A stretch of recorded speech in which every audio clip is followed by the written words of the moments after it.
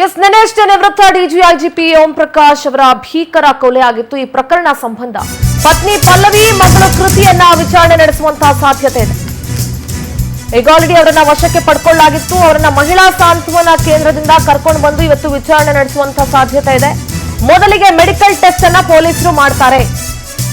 ಪ್ರಕರಣ ಸಂಬಂಧ ವಿಚಾರಣೆಯನ್ನ ನಡೆಸಿ ಮಾಹಿತಿಯನ್ನ ಸಂಗ್ರಹಿಸಿ ಅದಾದ ಮೇಲೆ ಸಂಜೆ ಕೋರ್ಟ್ಗೆ ಹಾಜರುಪಡಿಸೋದಕ್ಕೆ ಈಗ ಪೊಲೀಸರು ನಿರ್ಧಾರ ಮಾಡಿದ್ದಾರೆ. ನಿವೃತ್ತ ಡಿಜಿಐಜಿಪಿ ಓಂ ಪ್ರಕಾಶ್ ಅವರ ಭೀಕರ ಕೊಲೆ ಆಗಿತ್ತು. ನಿನ್ನೆಯೇ ಪತ್ನಿ ಪಲ್ಲವಿ ಹಾಗೂ ಮಗಳ ಕೃತಿಯನ್ನ ವಶಕ್ಕೆ ಪಡೆದಿದ್ರು ಪೊಲೀಸರು. ಘಟನಾ ಸ್ಥಳದಲ್ಲಿ 2 ಚಾಕು ಹಾಗೂ 1 ಬಾಟಲ್ ಪತ್ತೆಯಾಗಿದೆ. ಮನೆಯ ಗ್ರೌಂಡ್ ಫ್ಲೋರ್ ಅನ್ನ ಸೀಸ್ ಮಾಡಿ ಪೊಲೀಸರು ತನಿಖೆ ನಡೆಸ್ತಾ ಇದ್ದಾರೆ. ಈ ಪ್ರಕರಣ ಸಂಬಂಧ ನಿನ್ನೆಯೇ ಪತ್ನಿ ಪಲ್ಲವಿ ಹಾಗೂ ಪುತ್ರಿ ಕೃತಿಯನ್ನ ವಶಕ್ಕೆ ಪಡೆದಿದ್ರು. ಇವತ್ತು ಅವರನ್ನ ಮಹಿಳಾ ಸಾಂತ್ವನ ಕೇಂದ್ರದಿಂದ ಕರ್ಕೊಂಡು ಬರ್ತಾರೆ. ನಿನ್ನೆ ವಶಕ್ಕೆ ಪಡೆದು ಮಹಿಳಾ ಸಾಂತ್ವನ ಕೇಂದ್ರದಲ್ಲಿ ಅವರನ್ನು ಇರಿಸಲಾಗಿತ್ತು. ಇವತ್ತು ಅವರನ್ನ ವಿಚಾರಣೆಗೆ ನಡೆಸುವಂತಹ ಸಾಧ್ಯತೆ ಇದೆ, ವಿಚಾರಣೆಗೆ ಒಳಪಡಿಸುವಂತಹ ಸಾಧ್ಯತೆ ಇದೆ. ಅವರನ್ನ ಮಹಿಳಾ ಸಾಂತ್ವನ ಕೇಂದ್ರದಿಂದ ಕರ್ಕೊಂಡು ಬಂದು ಮೊದಲಿಗೆ ಮೆಡಿಕಲ್ ಟೆಸ್ಟ್ ಅನ್ನ ಮಾಡಿಸಿ ಮಾಹಿತಿಯನ್ನ ಸಂಗ್ರಹಿಸ್ತಾರೆ. ಯಾಕೆ ಹೀಗಾಯ್ತು, ಏನಿತ್ತು, ಏನ್ ಗಲಾಟೆ ಆಗ್ತಾ ಇತ್ತು, ಯಾಕೆ ವಿವಾದ ಆಯ್ತು, ಎಲ್ಲವನ್ನ ಕೂಡ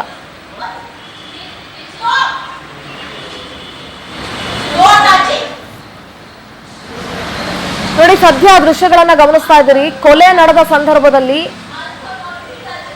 ರೂಮ್ ಅನ್ನ ಲಾಕ್ ಮಾಡಿ ರೂಮ್ ಒಳಗಡೆ ಇರುವಂತಹ ದೃಶ್ಯವನ್ನ ಗಮನಿಸ್ತಾ ಇದ್ದೀರಿ.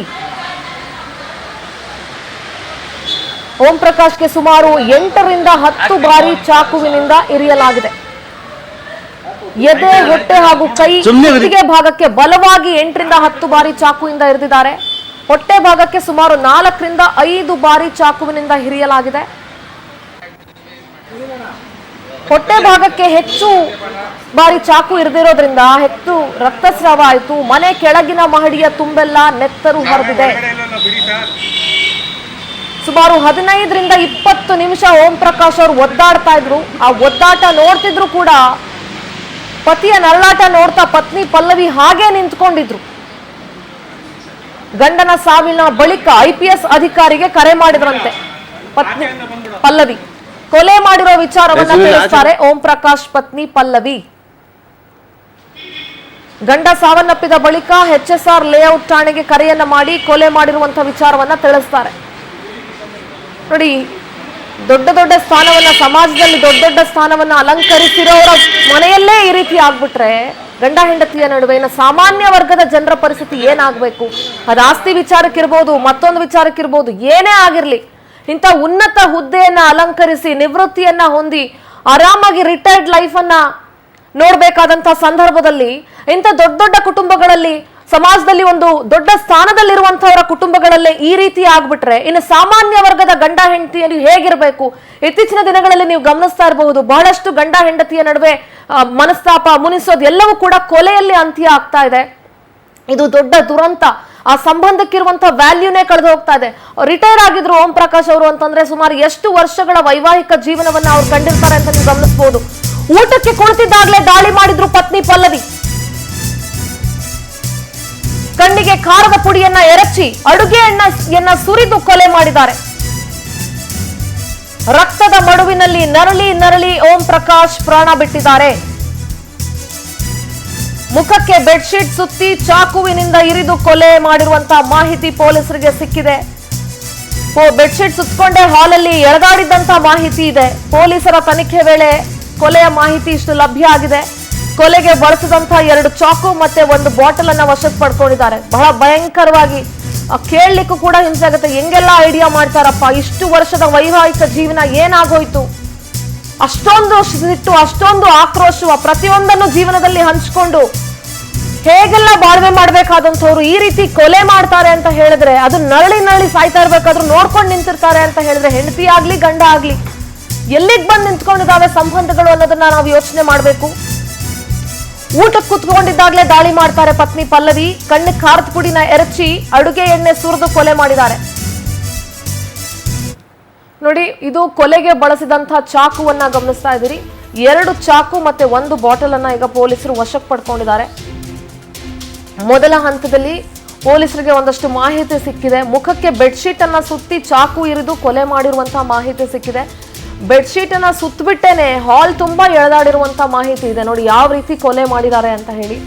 ಗ್ರೌಂಡ್ ಫ್ಲೋರ್ ತುಂಬಾ ರಕ್ತ ಹರಿತಾ ಇತ್ತು, ಯಾಕೆಂದ್ರೆ ಹೊಟ್ಟೆ ಭಾಗಕ್ಕೆ ಅತಿ ಹೆಚ್ಚು ಬಾರಿ ಚಾಕು ಇರಿದಿರೋದ್ರಿಂದ ಅತಿ ಹೆಚ್ಚು ರಕ್ತಸ್ರಾವ ಆಗಿದೆ. ಮತ್ತೆ 15-20 ನಿಮಿಷ ನರಳಾಡಿದ್ದಾರೆ ಓಂ ಪ್ರಕಾಶ್. ಅಟ್ಲೀಸ್ಟ್ ಆ ಸಂದರ್ಭದಲ್ಲಾದ್ರೂ ಅವರನ್ನ ಹಾಸ್ಪಿಟಲೈಸ್ ಮಾಡಬಹುದಾಗಿತ್ತು. ಆದ್ರೆ ಅಂತ ಸಂದರ್ಭದಲ್ಲಿ ಅವ್ರು ನರಳಾಡುವಂತ ಸಂದರ್ಭದಲ್ಲಿ ಪತ್ನಿ ಪಲ್ಲವಿ ನೋಡ್ತಾ ನಿಂತ್ಕೊಂಡಿರ್ತಾರೆ. ಪ್ರತಿನಿಧಿ ವೆಂಕಟೇಶ್ ನೇರ ಸಂಪರ್ಕದಲ್ಲಿ ಜಾಯ್ನ್ ಆಗ್ತಾ ಇದ್ದಾರೆ. ವೆಂಕಟೇಶ್, ಸದ್ಯ ಓಂ ಪ್ರಕಾಶ್ ಅವರ ಭೀಕರ ಕೊಲೆ ಪ್ರಕರಣ ಸಂಬಂಧ ಏನೆಲ್ಲ ಹೆಚ್ಚಿನ ಮಾಹಿತಿ ಸಿಗ್ತಾ ಇದೆ? ಇವತ್ತು ಪಲ್ಲವಿ ಹಾಗೆ ಕೃತಿಯನ್ನ ವಿಚಾರಣೆಗೆ ಒಳಪಡಿಸುವಂತಹ ಸಾಧ್ಯತೆ ಇದೆ, ಪತ್ನಿ ಹಾಗೂ ಮಗಳನ್ನ ವಿಚಾರಣೆಗೆ ಒಳಪಡಿಸುವ ಸಾಧ್ಯತೆ ಇದೆ ಅಂತ ಹೇಳಲಾಗ್ತಾ ಇದೆ. ಏನ್ ಕಥೆ? ಹೌದು ಸಿಂಧೂರ, ಈಗಾಗಲೇ ಅವ್ರನ್ನ ಮಹಿಳಾ ಸಾಂತ್ವನ ಕೇಂದ್ರದಿಂದ HSR ಲೇಔಟ್ ಪೊಲೀಸ್ ಠಾಣೆಗೆ ಕರ್ಕೊಂಡು ಬಂದಿದ್ದಾರೆ. ಕರ್ಕೊಂಡು ಬಂದ ಸಂದರ್ಭದಲ್ಲೂ ಕೂಡ ಅವರು ಹೊಯ್ಸಳ ವಾಹನದಿಂದ ಇಳಿಯುವ ವೇಳೆ ಕೂಡ ರಂಪಾಟವನ್ನು ಮಾಡಿದ್ರು. ನೀವು ಯಾಕೆ ನನ್ನ ಟಚ್ ಮಾಡ್ತಾ ಇದ್ದೀರಾ, ಯಾಕೆ ನನ್ನನ್ನು ಇಲ್ಲಿ ಕರ್ಕೊಂಡು ಬಂದಿದ್ದೀರಾ ಅನ್ನುವಂತಹ ರೀತಿಯಲ್ಲಿ ಅವರು ಮಾತಾಡಿದರು. ಅದಾದ ಬಳಿಕ ಸುಮಾರು 10 ನಿಮಿಷಗಳ ಕಾಲ ಅವರು ಹರಸಾಹಸನ ಪಟ್ಟು ಕರ್ಕೊಂಡು ಬಂದಿರುವಂಥದ್ದು. ಹೊಯ್ಸಳ ವಾಹನದಿಂದ ಕೆಳಗಿಳಿಸಿ ಕರ್ಕೊಂಡು ಹೋಗಿದ್ದಾರೆ. ಈಗ ಅವ್ರನ್ನ ಮೇಲೆ ಕರ್ಕೊಂಡು ಹೋಗಿ ವಿಚಾರಣೆಯನ್ನು ಮಾಡ್ತಾರೆ. ACP ವಾಸುದೇವ್ ಅವರ ನೇತೃತ್ವದಲ್ಲಿ ಈ ಒಂದು ತನಿಖೆ ಕೂಡ ಮುಂದುವರಿಯುತ್ತೆ. ಸೊ ಈಗಾಗಲೇ ಏನು ಮರಣೋತ್ತರ ಪರೀಕ್ಷೆ ಕೂಡ ಆರಂಭವಾಗಿದ್ದು 11:30 ಸುಮಾರಿಗೆ ಒಂದು HSR ಲೇಔಟ್ನಲ್ಲಿರುವಂತಹ ಟೆನ್ನಿಸ್ ಕೋರ್ಟ್ನಲ್ಲಿ ಅವರ ಅಂತಿಮ ದರ್ಶನಕ್ಕೆ ಒಂದು ವ್ಯವಸ್ಥೆಯನ್ನು ಮಾಡಲಾಗುತ್ತೆ. ಸೊ ಅದರ ಒಳಗಡೆ ಇವ್ರನ್ನ ಕರ್ಕೊಂಡು ಹೋಗ್ತಾರಾ ಅನ್ನುವಂಥದ್ದು ಕೂಡ ಇಲ್ಲಿ ಕಾಡ್ತಾ ಇರುವಂತಹ ಪ್ರಶ್ನೆ. ಯಾಕಂದ್ರೆ ಹತ್ಯೆ ಮಾಡಿದಂತ ನಂತರ ತಾಯಿ ಮತ್ತು ಮಗಳು ಕೂಡ ಮನೆಯಲ್ಲೇ ರೂಮ್ ಒಳಗಡೆ ಹೋಗಿ ಬಾಗಿಲನ್ನು ಹಾಕೊಂಡಿರುವಂತದ್ದು. ಮನೆಗೆ ಬಂದಂತ ವೇಳೆಯಲ್ಲಿ ಮಗ ದೂರನ್ನ ಕೊಟ್ಟಿದ್ದಾರೆ. ಆದರೆ ಈ ದೂರಲ್ಲಿ ನಾವು ಪ್ರಮುಖವಾಗಿ ಗಮನಿಸಬೇಕು ಅಂದ್ರೆ ರಕ್ತದ ಮಡುವಿನಲ್ಲಿ ತಂದೆ ಬಿದ್ದು ಮೃತಪಟ್ಟಿದ್ದಾರೆ. ಅಲ್ಲಿ ತಾಯಿ ಮತ್ತು ಮಗಳು ಮನೆಯಲ್ಲಿ ಇದ್ರು ಅಂತ ಹೇಳಿ, ಆದ್ರೆ ಈ ಪರ್ಟಿಕ್ಯುಲರ್ ಆಗಿ ಇವರೇ ಕೊಲೆ ಮಾಡಿದ್ದಾರೆ ಅಂತ ಹೇಳಿ ಇದುವರೆಗೂ ಕೂಡ ಅವರು ಹೇಳಿಲ್ಲ. ಹಾಗಾಗಿ ಈ ಒಂದು ತನಿಖೆಯ ದಿಕ್ಕು ಮತ್ತೆ ಯಾವ ಕಡೆ ಸಾಗುತ್ತೆ ಅನ್ನೋದು ಕೂಡ ಇಂಟ್ರೆಸ್ಟಿಂಗ್ ಆಗಿರುವಂತದ್ದು. ಈಗಾಗಲೇ ಏನು ಪ್ರಕರಣಕ್ಕೆ ಸಂಬಂಧಪಟ್ಟಂತೆ ಅವರಿಂದ ಹೇಳಿಕೆಗಳನ್ನು ಕೂಡ ಪಡೆದುಕೊಂಡಿದ್ದಾರೆ. ಅವರು ಆ ಹತ್ಯೆ ಮಾಡಿದ ನಂತರ ಕೆಲವರಿಗೆ ಮೆಸೇಜ್ ಅನ್ನು ಕೂಡ ಕಳಿಸಿದ್ದಾರೆ. ಈ ಒಂದು ಸಾಕಷ್ಟು ಮಾನಸಿಕ ಕಿರುಕುಳವನ್ನು ಕೊಡ್ತಾ ಇದ್ರು. ಗನ್ನನ್ನು ಹಿಡ್ಕೊಂಡು ಬಂದು ನಮ್ಮಿಬ್ಬರನ್ನ ಹತ್ಯೆ ಮಾಡೋದಕ್ಕೆ ಕೂಡ ಅವರು ಪ್ಲಾನ್ ಅನ್ನು ಮಾಡ್ಕೊಂಡಿದ್ರು. ಇದರಿಂದ ರೋಸಿ ಹೋಗಿ ಈ ರೀತಿಯಾಗಿ ಮಾಡಿರುವಂತದ್ದಂತ ಹೇಳಿದ್ದಾರೆ. ಆದ್ರೆ ಈ ಒಂದು ತನಿಖೆಯ ಹಂತದಲ್ಲಿ ಪೊಲೀಸರು ಯಾವೆಲ್ಲ ಹೇಳಿಕೆಗಳನ್ನು ದಾಖಲಿಸಿಕೊಳ್ತಾರೆ, ಅವರು ಏನೊಂದು ಸ್ಟೇಟ್ಮೆಂಟ್ ಅನ್ನು ಪಡ್ಕೊಳ್ತಾರೆ ಅನ್ನೋದು ಕೂಡ ಈಗ ಕಾದು ನೋಡಬೇಕಾಗಿದೆ. ಸದ್ಯಕ್ಕೆ ಈಗ ಮರಣೋತ್ತರ ಪರೀಕ್ಷೆಯ ನಂತರ ಅವ್ರನ್ನ ಮೃತದೇಹವನ್ನು ತೆಗೆದುಕೊಂಡು ಬರ್ತಾರೆ. ಈಗ ಇಲ್ಲಿ ವಿಚಾರಣೆಯನ್ನ ಮಾಡ್ತಾ ಇದ್ದಾರೆ. ಅವರ ಒಂದು ಅಂತಿಮ ದರ್ಶನವನ್ನು ಪಡೆದುಕೊಳ್ಳೋದಕ್ಕೆ ಇವ್ರನ್ನ ಮಗಳು ಮತ್ತು ಹೆಂಡತಿಯನ್ನ ಕರ್ಕೊಂಡು ಹೋಗ್ತಾರ. ನಿಮ್ಮನ್ನ ಸಂಪರ್ಕಕ್ಕೆ ತೆಗೆದುಕೊಳ್ತೀನಿ. ಒಂದು ಬ್ರೇಕಿಂಗ್ ಅಪ್ಡೇಟ್ ಸಿಗ್ತಾ ಇದೆ. ನೇಮೃತ DGIGP ಓಂ ಪ್ರಕಾಶ್ ಭೀಕರ ಹತ್ಯೆ ಪ್ರಕರಣ ಸಂಬಂಧ ಸಾಕಷ್ಟು ಮಾಹಿತಿಯನ್ನ ಪೊಲೀಸರು ಕೂಡ ಕಲೆ ಹಾಕ್ತಾ ಇದ್ದಾರೆ. ತಾಯಿಯ ವಿರುದ್ಧ ದೂರನ್ನ ನೀಡಿದ್ದಾರೆ ಪುತ್ರ ಕಾರ್ತಿಕೇಶ್. ದೂರಿನಲ್ಲಿ ಎಲ್ಲಿಯೂ ಕೂಡ ನೇರ ಆರೋಪವನ್ನ ಪುತ್ರ ಮಾಡಿಲ್ಲ. ಕೊಲೆ ಮಾಡಿರೋದಾಗಿಯೇ ಹೇಳಿರುವ ತಾಯಿ ಪಲ್ಲವಿ. ಹಾಗಾಗಿ ತಾಯಿ ವಿರುದ್ಧ ದೂರು ಕೊಟ್ಟಿದ್ದಾರೆ. ತಾಯಿ ಹಾಗೂ ಸಹೋದರಿ ರಕ್ಷಣೆಗೆ ನಿಂತ್ಕೊಂಡಿದ್ದಾರ ಕಾರ್ತಿಕೇಶ್. ದೂರಿನಲ್ಲಿ ಯಾವುದೇ ನೇರ ಆರೋಪ ಮಾಡಿನೇ ಇಲ್ಲ. ನಮ್ಮ ತಂದೆ ರಕ್ತದ ಮಡುವಿನಲ್ಲಿ ಬಿದ್ದು ಸಾವನ್ನಪ್ಪಿದ್ರು, ಈ ಬಗ್ಗೆ ತನಿಖೆ ನಡೆಸಿ ಅಂತ ಕಾರ್ತಿಕೇಶ್ ದೂರು ಕೊಟ್ಟಿದ್ದಾರೆ.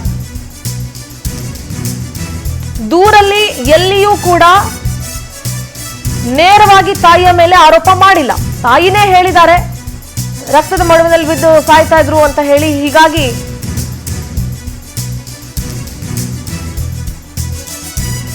ಪೊಲೀಸರು ತನಿಖೆ ಮಾಡಿ ಅಂತ ಹೇಳಿದ್ದಾರೆ. ತಾಯಿಯ ವಿರುದ್ಧ ಪುತ್ರ ಕಾರ್ತಿಕೇಶ್ ದೂರನ್ನ ಕೊಟ್ಟಿಲ್ಲ. ದೂರಿನಲ್ಲಿ ಎಲ್ಲಿಯೂ ಕೂಡ ನೇರವಾಗಿ ತಾಯಿ ಆಗ್ಲಿ ಅಥವಾ ಸಹೋದರಿಯ ಮೇಲೆ ಆರೋಪ ಮಾಡಿಲ್ಲ. ತಾಯಿ ಹಾಗೂ ಸಹೋದರಿಯ ರಕ್ಷಣೆಗೆ ನಿಂತ್ಕೊಂಡಿದ್ದಾರಾ ಅನ್ನುವಂತಹ ಪ್ರಶ್ನೆಗಳಿದಾವೆ. ನಮ್ಮ ಪ್ರತಿನಿಧಿ ವೆಂಕಟೇಶ್ ಇದ್ದಾರೆ. ವೆಂಕಟೇಶ್, ಈ ಪ್ರಕರಣ ಸಾಕಷ್ಟು ಅನುಮಾನಗಳಿಗೆ ಕಾರಣ ಮಾಡಿಕೊಡ್ತಾ ಇದೆ. ವೆಂಕಟೇಶ್, ಒಂದ್ ಕಡೆ ಅವರ ಪುತ್ರ ಕಾರ್ತಿಕೇಶ್ ಕಂಪ್ಲೇಂಟ್ ಕೊಟ್ಟಿದ್ದಾರೆ. ಆದ್ರೆ ಕಂಪ್ಲೇಂಟ್ ನಲ್ಲಿ ಎಲ್ಲೂ ಕೂಡ ತಾಯಿ ಆಗ್ಲಿ ಸಹೋದರಿಯ ಮೇಲಾಗ್ಲಿ ನೇರವಾಗಿ ಆರೋಪವನ್ನ ಅವ್ರು ಮಾಡಿಲ್ಲ.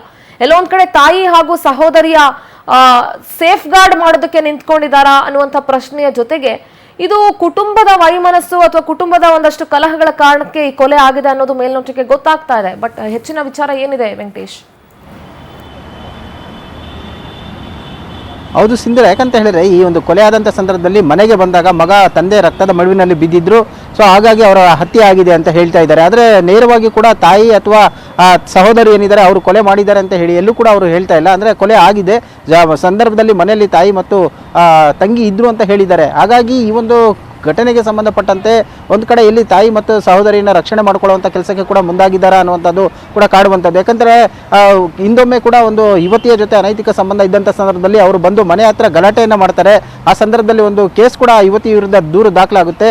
ಆ ಒಂದು ಯುವತಿ ಕೂಡ ಒಂದು ಸ್ಟೇಟ್ಮೆಂಟನ್ನು ಕೊಡ್ತಾರೆ. ಅಂದರೆ ಓಂ ಪ್ರಕಾಶ್ ಅವರ ಮಗ ಮತ್ತು ಅವರ ಸಹೋದರರು ನನಗೆ ಒಂದು ಕಿರುಕುಳವನ್ನು ಕೊಟ್ಟು ಜೀವ ಬೆದರಿಕೆಯನ್ನು ಹಾಕಿದ್ದಾರೆ ಅಂತ ಹೇಳಿ. ಅಂದರೆ ಕುಟುಂಬದ ರಕ್ಷಣೆಗಾಗಿ ಕಾರ್ತಿಕೇಶ್ ಕೂಡ ಆಗ ನಿಂತಿದ್ರು. ಅಂದರೆ ತಾಯಿ ಮತ್ತು ಸಹೋದರಿಗೆ ಎಲ್ಲೋ ಒಂದು ಕಡೆ ಅನ್ಯಾಯವನ್ನು ಮಾಡ್ತಾ ಇದ್ದಾರೆ ಅವರ ತಂದೆ. ಹಾಗಾಗಿ ಒಂದು ಆಸ್ತಿಯನ್ನಾಗಿರ್ಬೋದು, ಉಳಿದಂತೆ ಬೇರೆ ಒಂದು ವ್ಯವಹಾರಕ್ಕೆ ಸಂಬಂಧಪಟ್ಟಂತೆ ಬೇರೆಯವರ ಪಾಲಾಗ್ಬೋದು, ನಮ್ಮ ಒಂದು ಸಂಸಾರಕ್ಕೆ ಬಿರುಕುಂಟಾಗ್ಬೋದು, ತಾಯಿಗೆಲ್ಲೋ ಅನ್ಯಾಯ ಆಗಬಾರ್ದು, ಅದು ಆಗಬಾರ್ದು ಅನ್ನೋಂಥ ನಿಟ್ಟಿನಲ್ಲಿ ಕೂಡ ಅವರು ಕುಟುಂಬದ ಜೊತೆಗೆ ನಿಂತಿದ್ರು. ಆ ಸಂದರ್ಭದಲ್ಲೂ ಕೂಡ ಅವರು ಏನು ಒಂದು ರಕ್ಷಣೆಗೆ ನಿಂತಹ ವೇಳೆಯಲ್ಲಿ ಕೂಡ ಅವರು ಈ ಒಂದು ಯುವತಿಗೆ ಧಮಕಿಯನ್ನು ಹಾಕಿದ್ರು ಅಂತ ಹೇಳಿ ಗೊತ್ತಾಗ್ತಾ ಇದೆ. ಅದೇ ನಿಟ್ಟಿನಲ್ಲಿ ಕೂಡ ಇವತ್ತು ಹೇಗೋ ತಂದೆ ಹೋಗಿದ್ದಾರೆ, ಉಳಿದಂಥವ್ರನ್ನು ಕೂಡ ರಕ್ಷಣೆ ಮಾಡ್ಕೊಳ್ಬೇಕು, ಈ ಒಂದು ಕೃತ್ಯ ಏನು ಎಸಗಿದ್ದಾರೆ. ಸೊ ಆಗ ಅವ್ರ ತಾಯಿಯನ್ನು ಹೇಳ್ತಾ ಇದ್ದಾರೆ ಹತ್ಯೆ ಮಾಡಿದ್ದು ನಾನೇ ಅಂತ ಹೇಳಿ. ಆದರೆ ಎಲ್ಲೂ ಕೂಡ ಇವರು ನೇರವಾಗಿ ಆರೋಪವನ್ನು ಮಾಡ್ತಾ ಇಲ್ಲ. ಆದರೆ ಪೊಲೀಸರು ಇದನ್ನು ಯಾವ ರೀತಿಯಾಗಿ ಪರಿಗಣನೆಗೆ ತೆಗೆದುಕೊಂಡು ಅವರ ಒಂದು ಸ್ವಯಂಕೃತ ಹೇಳಿಕೆಗಳನ್ನು ದಾಖಲಿಸ್ಕೊಳ್ತಾರ ಅಥವಾ ಮಗ ಕೊಟ್ಟಂತ ದೂರನ್ನ ಪರಿಗಣನೆಗೆ ತೆಗೆದುಕೊಳ್ತಾರ ಅನ್ನೋದು ಕೂಡ ಇಂಟ್ರೆಸ್ಟಿಂಗ್ ಆಗಿರುವಂತದ್ದು. ಸಿಂಧೂರ, ಓಕೆ, ಥ್ಯಾಂಕ್ ಯು ವೆಂಕಟೇಶ್ ನಿಮ್ಮೆಲ್ಲ ಮಾಹಿತಿಗಾಗಿ.